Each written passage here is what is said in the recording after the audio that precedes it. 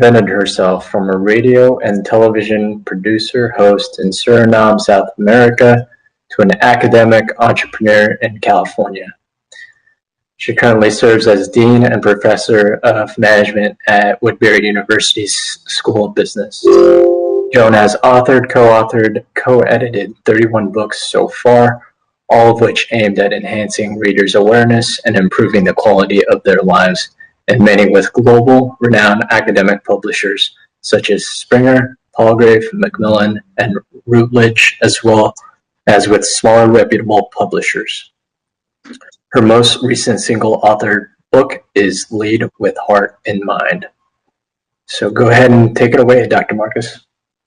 Well, thank you for this opportunity, Azusa and the team from CariCon, and welcome to the individuals that are currently here. I hope that we can make this a nice and intimate presentation. What I would like to share first and foremost is that this presentation consists, it's more like a workshop, and it consists of two parts. The first part will be a little bit about one of my newest books, and the other one, the second part, will be about publishing. So maybe the persons who are here, the ladies, can share in the chat box if they want to, what they hope to get out of this session, because then I can focus even more on that. So if you're comfortable doing so, if you're here, there is a chat session on to the right of the screen, I believe, if you see the same thing that I see. And then you can share there. Right, Solomon just gave an idea. And if you would like to share what you feel that you want to get out of this session, then I can focus even more intensely on that part, because I believe that, you know, I really would like everybody to feel comfortable and satisfied when they leave this session. So by all means, if you want to do that, that's fine. Also, there is a question box underneath where it says chat. So if you have questions, you can also, ask those. And Azusa will be so kind as to read through those if there are multiple questions and present those to me. But at this point, since there are no real suggestions yet, and please feel free to jump in if you are ready to do so, let me just get started with the presentation and what I have for you. So if we can go to the next slide, Azusa. So the structure of what I had prepared as the presentation is, first and foremost, introduce myself and explain where I'm from, what I've been doing. Azusa did a good job there, but also make an introduction to the presentation. And then I will do a brief excerpt of a new book. Actually, since Lead with Heart in Mind, I even wrote a newer one, and I would like to talk about that. It's Lead with Awareness. It talks about, I have a pet theory that I talk about. It's always about leading with awareness. So with your heart in mind, with awareness, you know, it's always about leading not only other people, but in the first place yourself, because I feel that you can't lead other people if you can't lead yourself. So that's where we're going to with that first excerpt. And then I would like to talk a little bit about publishing modes for authors, because a lot of people that attend this conference, I know, have an interest in publishing or have already published. And sometimes they're looking for new challenges, new opportunities. So I would like to share those. I also would like to share then, of course, the experiences and the lessons I learned in the process, and some of the opportunities that I could offer, because I regularly engage in editing book works that I initiate with Springer, Palgrave, Macmillan, and Routledge. And then if you're interested in contributing one or more chapters to those, we can talk about that and we can establish a connection. So that's where I'm going to go with that part of the presentation. Next slide, Azusa. Here's a timeline of the books that I've published so far. I started in 2005 with some self-published books. So I have had some experience in that regard. I worked with Author House and learned some interesting lessons from that. Actually, I'm still getting royalties from these books, not much, but still. So it was a good experience. And actually, if you look further in to the right on the screen, in 2012, there were two books. The Life is a Jewel one and the 101 Pebbles. Those were also self-published, but through a different venue. I used Lulu for that. I learned about Lulu, and actually that is a fantastic way of publishing your work.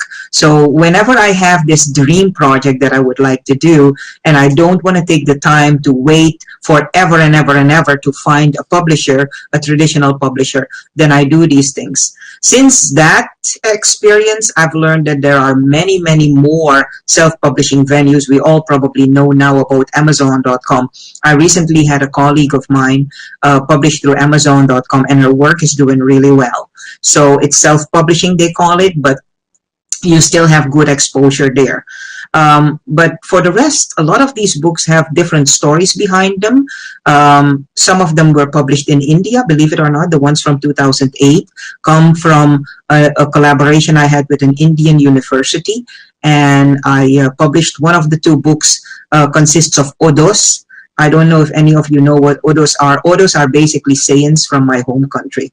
So in Suriname, like so many Caribbean countries, we have a history of slavery and immigration from laborers. And so this is how we got Chinese, we got Indians from India, we got Japanese from Indonesia, from the island of Java.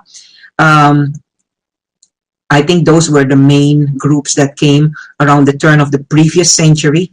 And all that melting pot of people that we had, of course, we also had a lot of Jews. We had Portuguese people coming in, among which my great-grandfather. We had people coming from different parts of the world. And that melting pot developed a language in order to prevent the Dutch masters to understand them. And that language is called Sranantongo. And in Sranantongo, they have different sayings. And those sayings are called odos. And so what I did with that book, I put some of the most interesting odos and I translated them and explained what they mean. So I have a lot of different types of inspirations. Now, as a professor, I, of course, also do a lot of scholarly work, academic work. And so a large part of the books that you see displayed there are scholarly. But in the last couple of years, I've seen an interesting trend. And the interesting trend is that a number of these so-called academic publishers, like Routledge and Springer especially, and now also Palgrave Macmillan, are shifting away from traditional textbooks. And that is the opportunity that I jumped on with Lead with Heart in Mind and with this new one, Leading with Awareness, that I would like to talk about. These books are not really for a scholarly academic audience. They are just for everybody who's interested in taking on the leadership of their own life, and then maybe also later or at a certain point in their life leading others. Next slide. So the book that I am about to bring out now, it's not published yet. It's already on Amazon, visible. It's a Routledge work, formally. So you would think, oh, very academic. Well, not so. Not so. I made it a conversation on leading yourself. And so you see a tree there to the right. I put all the titles of the chapters in that tree. So I called it 50 Contemplative Branches. So how did this come about?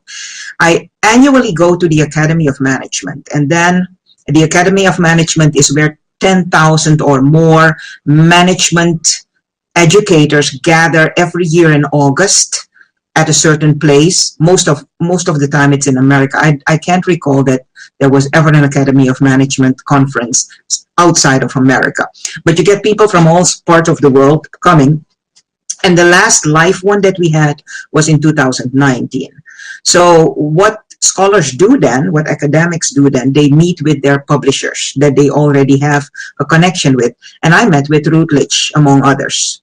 And that's where she opened up to me, my editor, and she said, you know, we're shifting away from textbooks and we're opening the gate now toward more anecdotal, nice, books for a bigger audience. So do you have any idea for something that you would like to publish there? And I'm always looking for opportunities. So that's when there was this light bulb that went on, and I thought, wait a minute. In the past 20 years, I wrote all these short articles that basically all pertain to how to better yourself in life, from different angles. Why don't I compile those 20 years of articles, of course, the best ones, not everything, and find if I can make a story out of that? Well, I thought it was easier than it really ended up being. Because if you write a book from scratch, it's one thing. But if you have to compile a book from material that's already existing, then you have to go weed. It's like being in a whole, in front of a whole heap, a whole mountain of stuff. And you have to go through it and try to find what fits within the parameters that you have. So first I had to give it a structure. And the structure that I had is more or less here, but also on the next slide. So if we can move to the next slide, Azusa.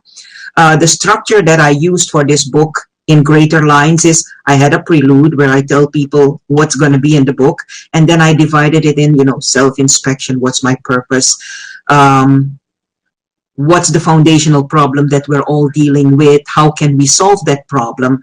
Who am I affecting with my behavior and my mannerisms, and what matters in leadership?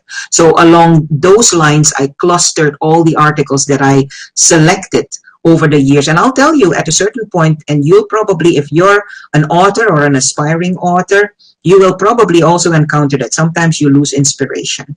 And with COVID, that happened to me big time.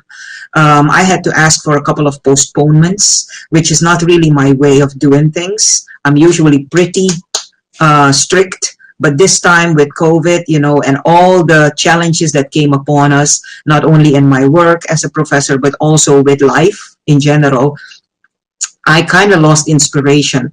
And so I had to regroup myself and force myself and use all the grit that I had in me to get myself there again. And fortunately, around the December month, the November and December month of last year, I was more inspired and I put it all together and it became a really, really nice book.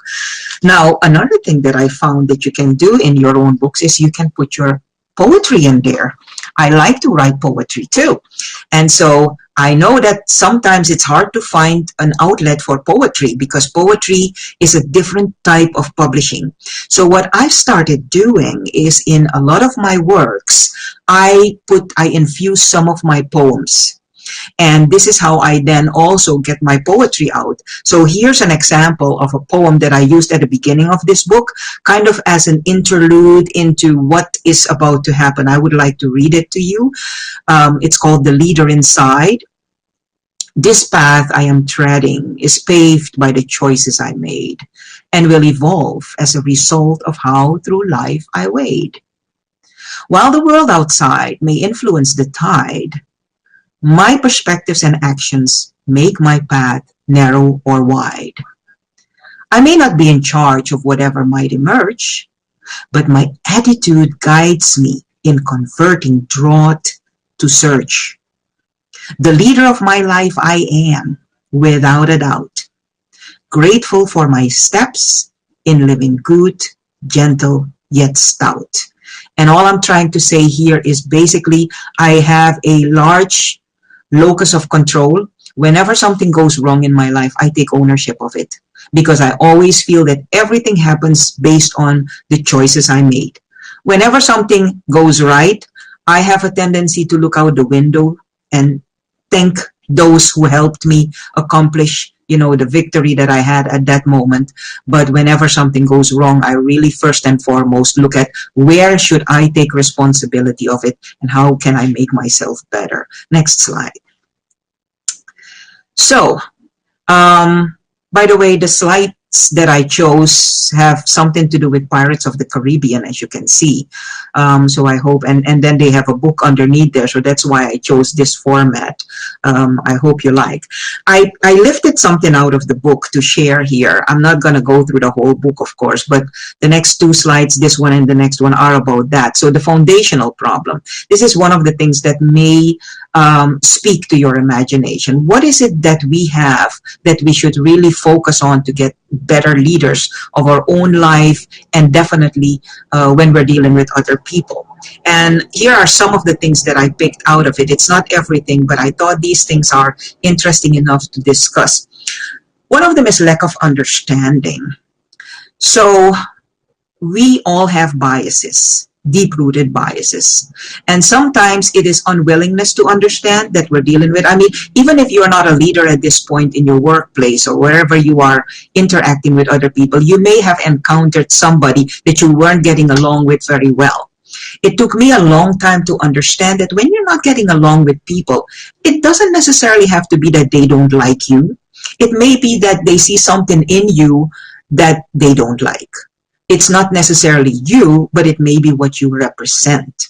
Here in America, where I live, you, of course, have a lot of people that also go by the point of, oh, this is a woman of color. Well, here's what I'm dealing with. I'm working at a place where the environment is, I would say, 80% Caucasian. Now, being a person of color, an immigrant with an accent, you know, and a woman, oh, let me not forget that, and a woman, that makes it pretty tough sometimes to be heard, to be understood, to be appreciated. And so it's good to understand then that you shouldn't take it personal. It's good to understand, even for your own protection, that these things will happen, but you're only gonna suffer from it if you take it too personal, and if you get too disturbed. Now, you're a human being. We're all human beings. So sometimes we can't help it that things disturb us, and I have many sleepless nights. I have to admit that, but I always try to think it through, and I'll get to the solution how I deal with sleepless nights most of the time. And I try to think it through and not put the blame on other people, but try to take ownership. So lack of understanding is very often a foundational problem in leadership. And sometimes it's also lack of interest from the people who are leading you.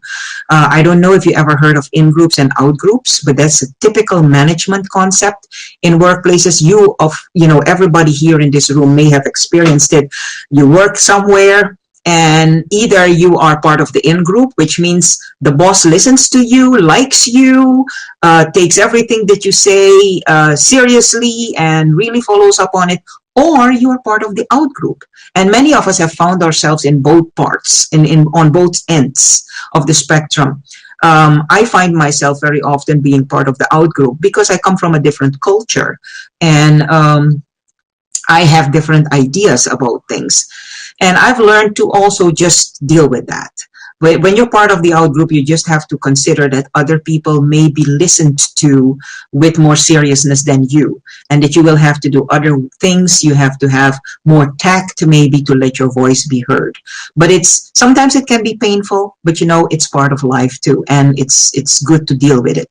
So those are some of the foundational problems. Then there's a second category of problems that we as people in life in general deal with, and that's the taker mindset. I learned about this when I was in my first doctoral program at Pepperdine University in California. And I read this book by Daniel Quinn called Ishmael. Later, I found out that from the same book, there was a movie made, Instinct, not to be confused with Basic Instinct. Instinct. That's the movie. I don't know if any of you have seen it. It's now an old movie. It's with Cuba Gooding Jr. and Anthony Hopkins. And it's about this scientist who goes to Africa, this white scientist from America who goes to Africa, and he starts examining the lives of, I believe it's chimpanzees or gorillas, and he gets ultimately embraced by them. And he leaves, and civilization, his family, and the people that were protecting him thought that he was abducted and that the animals had captured him. And they finally found him, they followed him, whereas he was actually following them and became part of their family and loved it. Well, they killed all the apes around him to think they thought that they were saving him. I don't know if you saw the movie. It's really worth looking.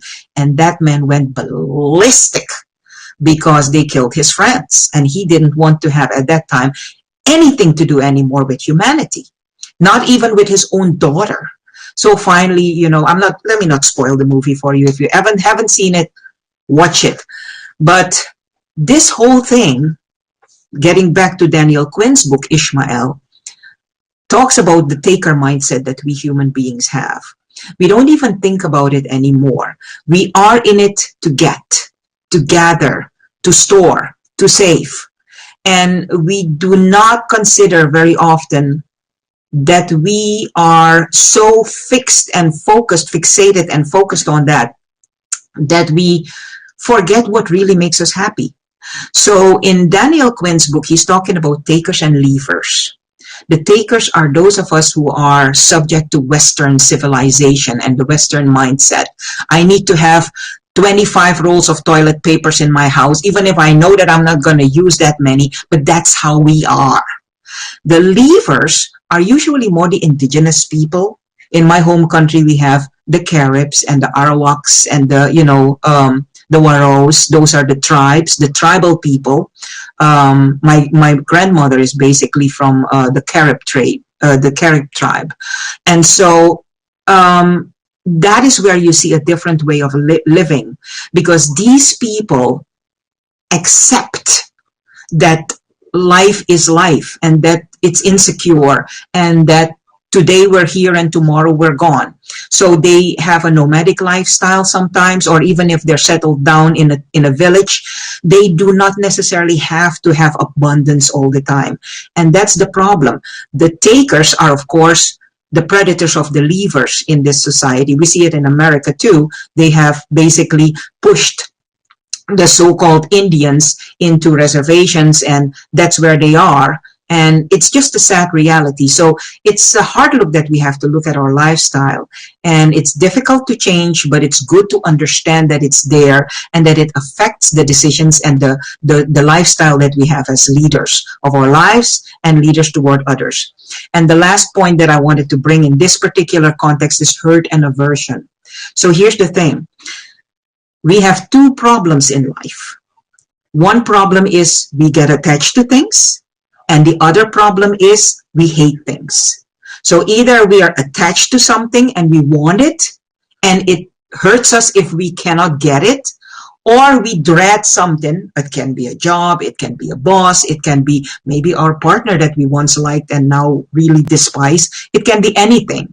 And hurt and aversion, those two things, actually attachment and aversion, the problem that we have with that causes hurt. Because in Buddhist psychology, and that's what I've been studying for my second doctorate, but then for management, you learn that is the reason for our suffering. We suffer because we either want things too much or we dread things too much. And that's actually the reason for everything, all the problems that we have.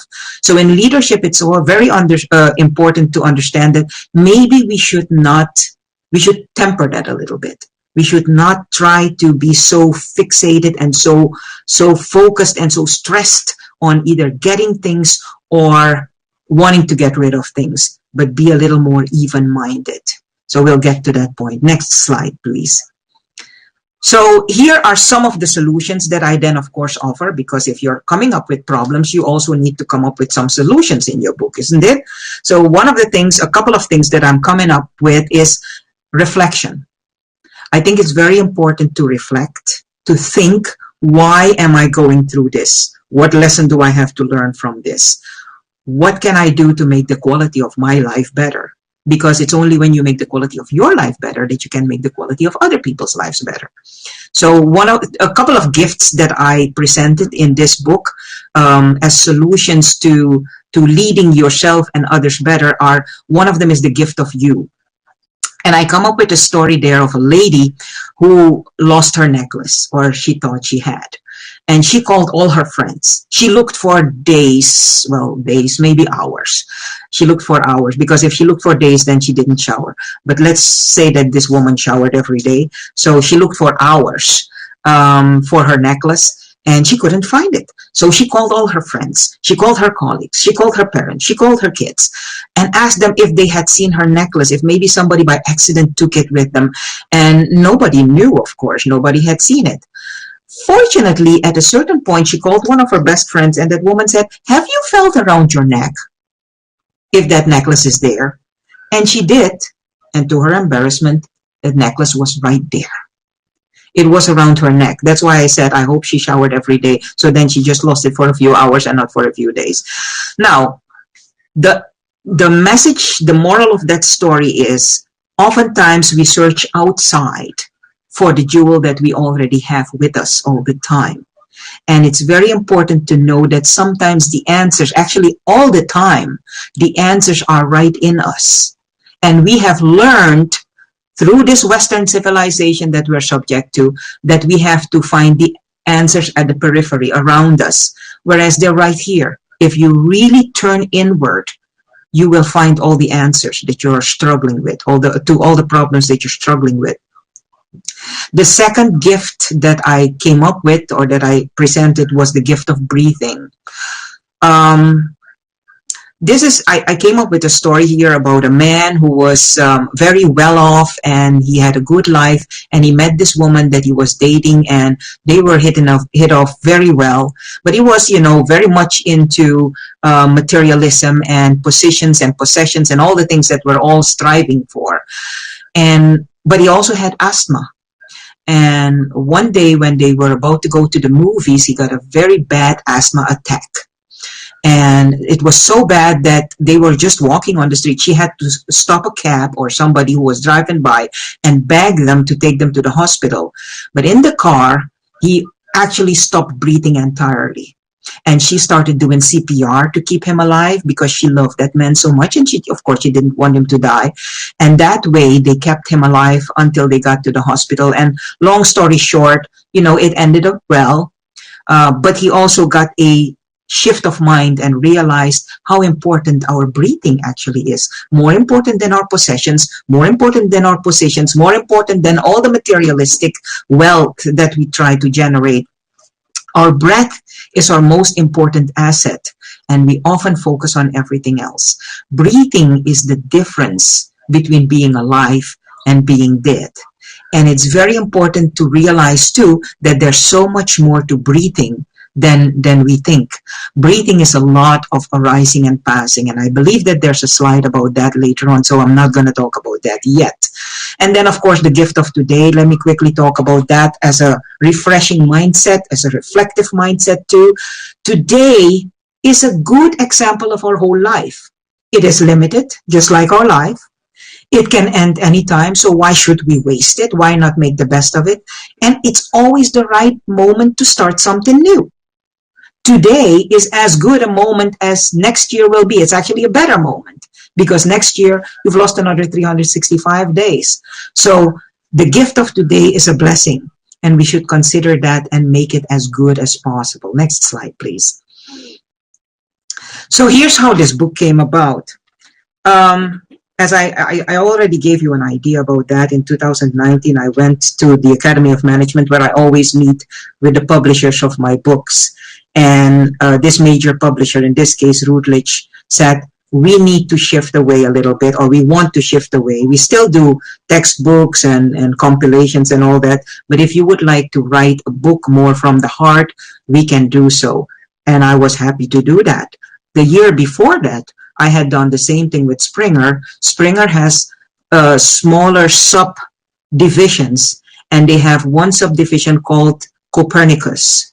And in Copernicus, I could find a home for another book that was Leading with Heart in Mind, that Azusa mentioned so generously earlier. And that's also written in the same way, and also very reflective. And in that, I'm talking about the Four Noble Truths and the Golden Eightfold Path that I have learned to appreciate as a piece of Buddhist psychology and leadership.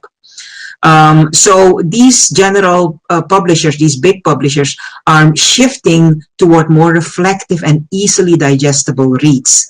And so I jumped all over the invitation to write non-scholarly stuff and used this opportunity, used the 20 years of material. It was a difficult puzzle, as I said. I lost inspiration, but I did it, and the book comes out next month. So if you are interested in it, please, by all means, look it up at Amazon.com. I think it's already in pre-sales.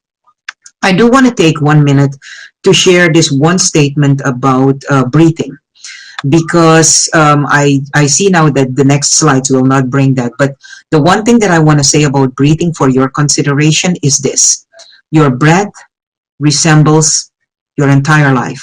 It resembles everything you do. I think it may be one of the most important things I've learned in life.